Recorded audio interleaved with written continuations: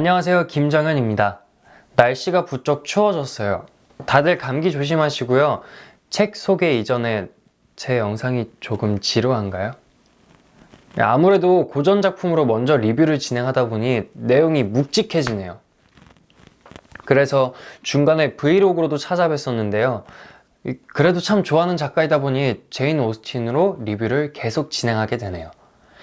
앞으로는 베르나르 베르베르 등 친근한 작가들로도 준비하고 있으니까 많이 기대해주세요.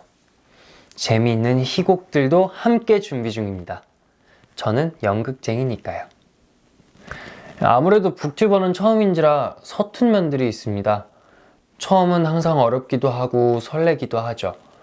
저도 처음 영상을 올리면서 내내 두근거렸던 기억이 있는데 벌써 세 번째 영상을 준비 중인 게 기분이 묘합니다. 처음 학교에 입학하던 날, 처음 친구를 사귀던 날, 처음 시험을 보던 날. 처음이라는 단어는 어디에 가져다 붙여도 풋풋한 느낌을 주는 듯 합니다.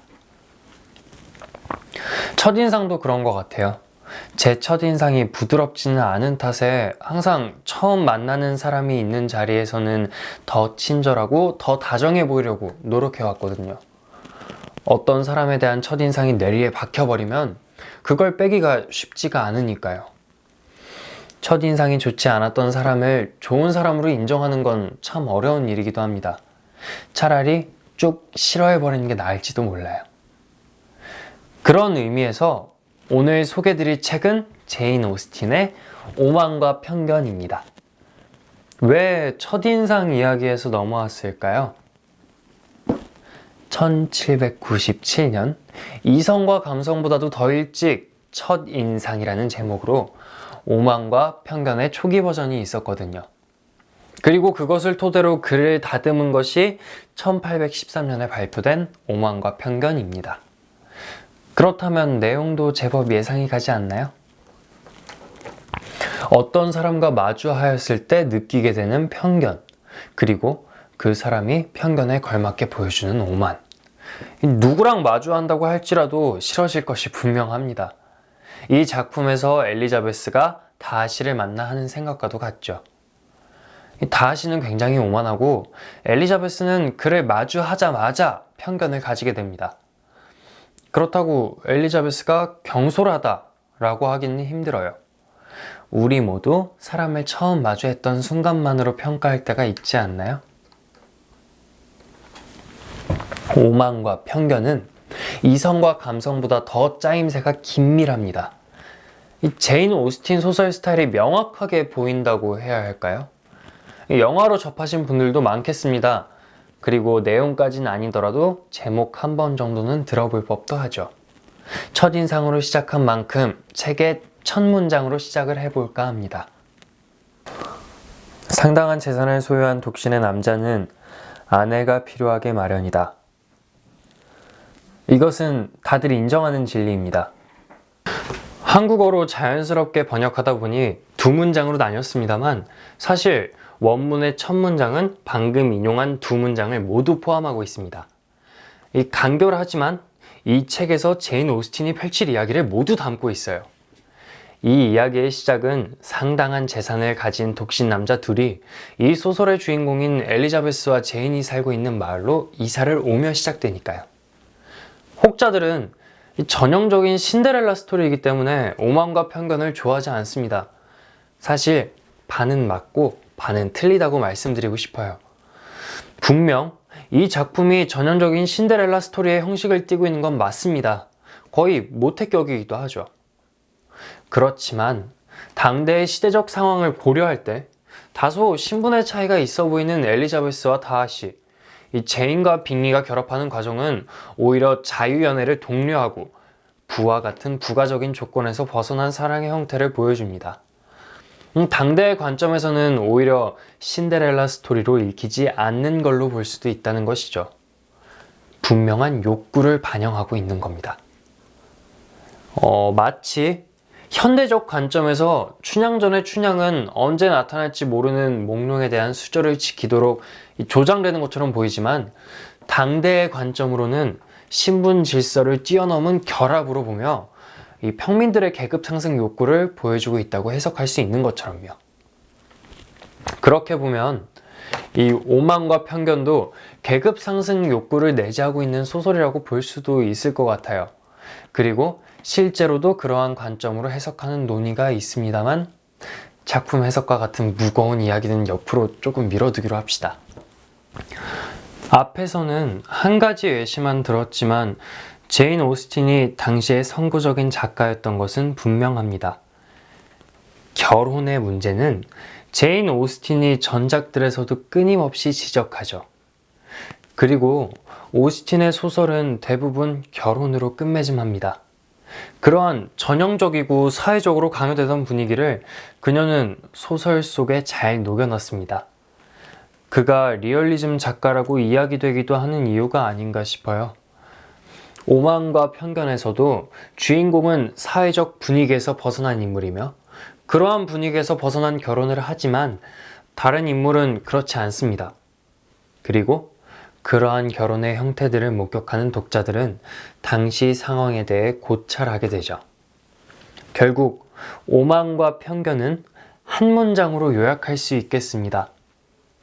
새로 이사온 부잣집 남자 빅리와 다하시, 그리고 그곳에 살던 여자 제인과 엘리자베스의 연애 이야기. 그 과정을 장편으로 정교하게 그려낸 제인 오스틴의 능력에 매번 감탄하고는 합니다.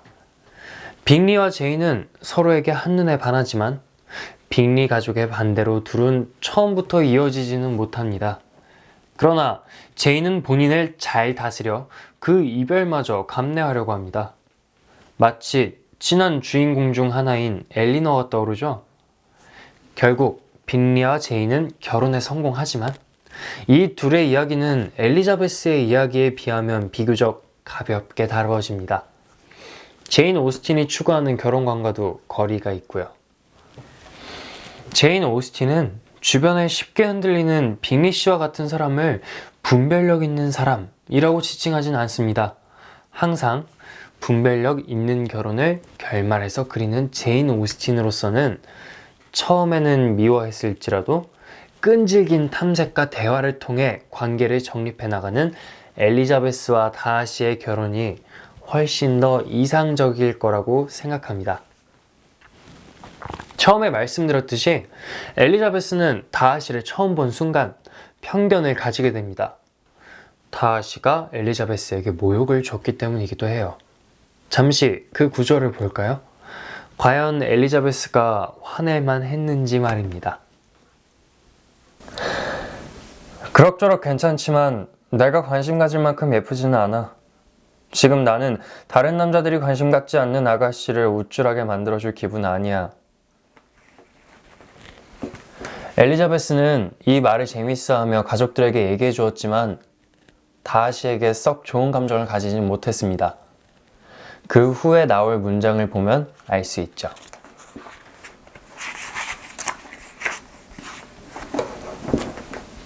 그 남자가 나의 자존심을 짓밟지만 않았다면 그의 교만한 마음 같은 것은 나도 얼마든지 용서할 수 있었을 거야.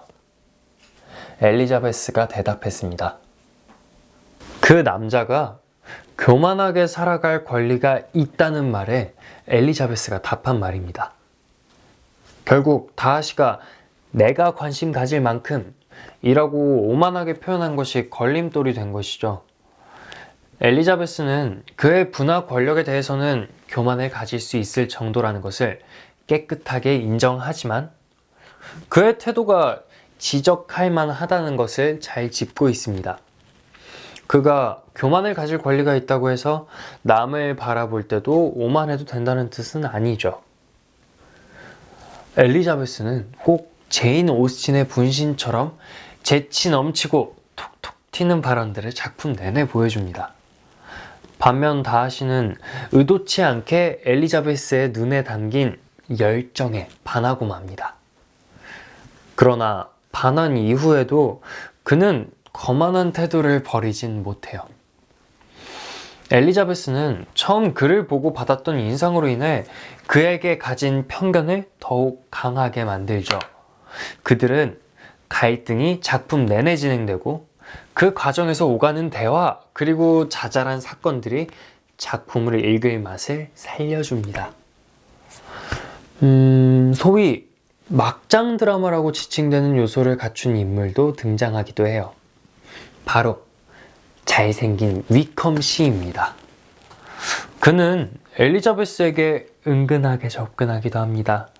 과연 그가 숨기고 있는 비밀은 무엇일까요? 혹은 정말로 다시 대신 엘리자베스에게 찾아온 다정하고 훌륭한 사람일까요? 이 결말은 책에서 확인하시면 좋겠습니다. 결혼 이야기가 나왔으니 저번 시간에 말씀드렸던 샬럿 이야기도 잠시 해봅시다. 샬럿은 엘리자베스의 친구로 베넷가의 예비 상속자인 콜린스와 혼인합니다.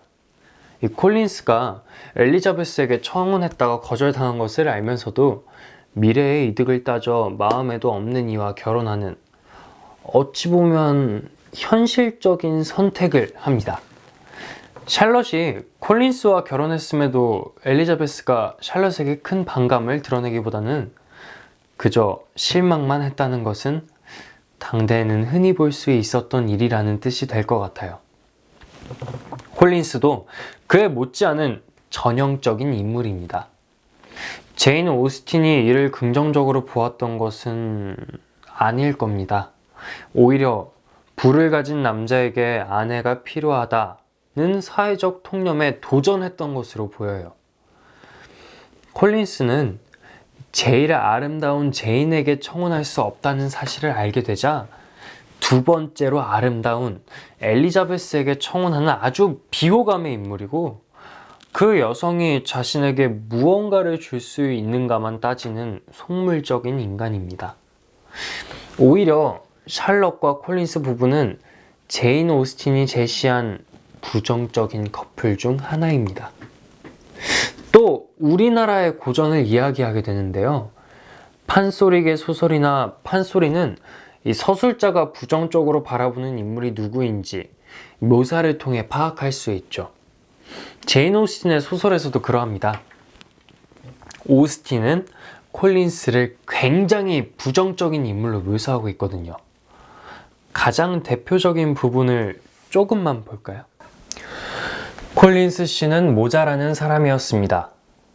아버지의 명령에 무조건 복종하며 자란 탓에 어린 시절부터 비굴한 태도가 몸에 배어 있었는데, 이제는 아둔한 인간이 사람들과 어울리지 않고 살아갈 때 생기는 자만심에다 젊어서 뜻밖의 성공을 거머쥔 인간의 거드름까지 생기는 바람에 애초에 비굴한 태도가 꽤 상쇄된 상태였습니다. 이런 모든 것이 섞이면서 우쭐거림과 알랑거림, 거만함과 비굴함의 혼합물이 되었죠.